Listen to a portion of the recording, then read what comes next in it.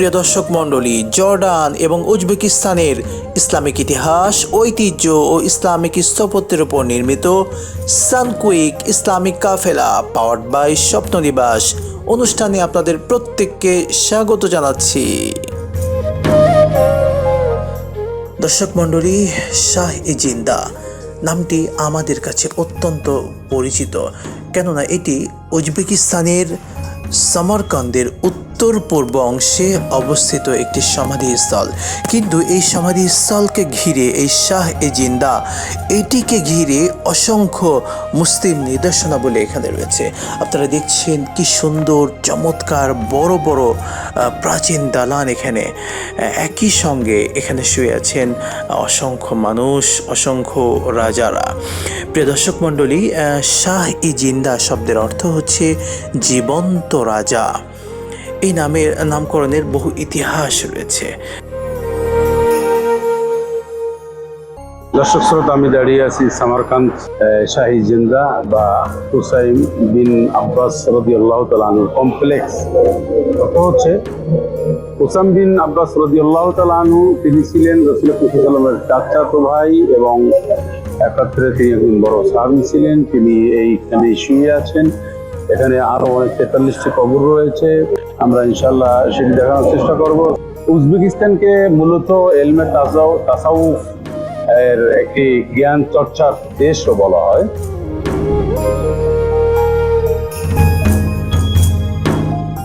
প্রিয় দর্শক মণ্ডলী, শাহ-ই-জিন্দা এই নামটি নামকরণের পেছনে সবচেয়ে বড় যে বিষয়টি সেটি হচ্ছে আমাদের প্রিয় নবী হযরত মুহাম্মদ মুস্তাফা সাল্লাল্লাহু আলাইহি ওয়াসাল্লামের চাচাতো ভাই কুসাম ইবনে আব্বাস রাদিয়াল্লাহু তাআলা আনহুকে সমাহিত করা হয়েছিল এই জায়গাতে। সপ্তম শতাব্দী, সে সময় আরব যুদ্ধের সময়, সে সময় আল্লাহ নবী সাল্লাল্লাহু আলাইহি ওয়াসাল্লামের চাচাতো ভাই কুসাম ইবনে আব্বাস রাদিয়াল্লাহু তাআলা আনহু তিনি ইসলাম প্রচারের লক্ষ্যে মূলত এসেছিলেন এই জায়গাতে, এবং তিনি ইসলাম প্রচারের লক্ষ্যে পরবর্তীতে এখানে তার সমাধি অবস্থান করে।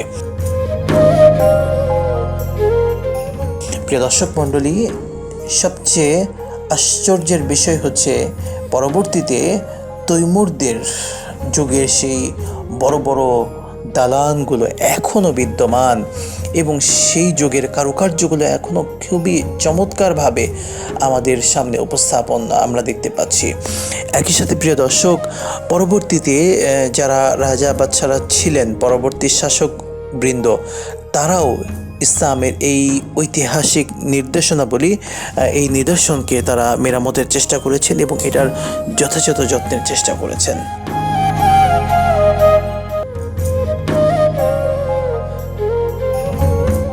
প্রিয় দর্শক মণ্ডলী, আজকে আমরা আপনাদেরকে ঘুরে ঘুরে দেখাবো জর্ডানে অবস্থিত ঐতিহাসিক মসজিদে আবু উবাইদা রাদিয়াল্লাহু তাআলা আনহু। যে মসজিদটি রাসূলুল্লাহ সাল্লাল্লাহু আলাইহি ওয়াসাল্লামের প্রখ্যাত সাহাবী হযরত আবু উবাইদা ইবনুল জাররাহ রাদিয়াল্লাহু তাআলা আনহু এর নামকরণে, রাসূলুল্লাহ সাল্লাল্লাহু আলাইহি ওয়াসাল্লামের প্রখ্যাত এই সাহাবী হযরত আবু উবাইদা ইবনুল জাররাহ রাদিয়াল্লাহু তাআলা আনহু জান্নাতের সুসংবাদপ্রাপ্ত 10 জন সাহাবীর অন্যতম ছিলেন।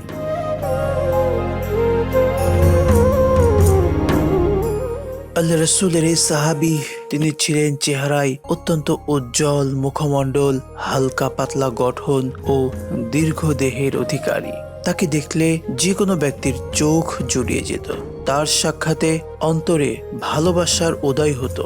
তিনি ছিলেন তীক্ষ্ণ মেধাবী, অত্যন্ত বিনয়ী ও লাজুক প্রকৃতির মানুষ। তবে যে কোনো সংকটময় মুহূর্তে ধৈর্য, সহ্য ও দৃঢ়তা তার মধ্যে ফুটে উঠত।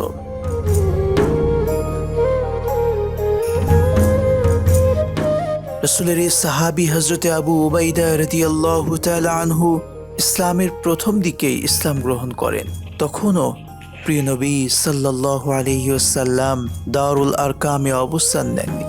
আল্লামা জাহাবি রাহমাতুল্লাহ আলাইহি ইয়াজিদ ইবনে রুমান সূত্রে বর্ণনা করেন, রাসূলুল্লাহ সাল্লাল্লাহু আলাইহি ওয়াসাল্লাম দারুল আরকামের প্রবেশের পূর্বে একদিন ইবনে মাজউন, উবাইদা ইবনে হারিস, আব্দুর রহমান ইবনে আউফ, আবু সামালা ইবনে আব্দুল আসাদ ও আবু উবাইদা ইবনুল জাররাহ রাদিয়াল্লাহু তাআলা আনহুম রাসূলুল্লাহ সাল্লাল্লাহু আলাইহি ওয়াসাল্লামের খেদমতে উপস্থিত হন।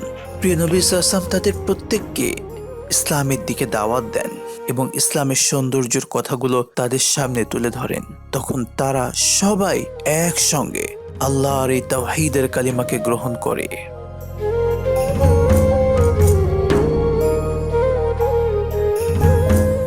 প্রিয় দর্শক মণ্ডলী, দেখছিলেন আপনাদের প্রিয় চ্যানেলে প্রিয় অনুষ্ঠান জর্ডান উজবেকিস্তানের ইসলামিক ইতিহাস, ঐতিহ্য ও ইসলামিক স্থাপত্যের উপর নির্মিত সানকুইক ইসলামিক কাফেলা পাওয়ার্ড বাই স্বপ্ন নিবাস। আজকের মতো বিদায় নিচ্ছি, আবারও দেখা হবে পরবর্তী পর্বে। আসসালামু আলাইকুম ওয়া রাহমাতুল্লাহি ওয়া বারাকাতুহু।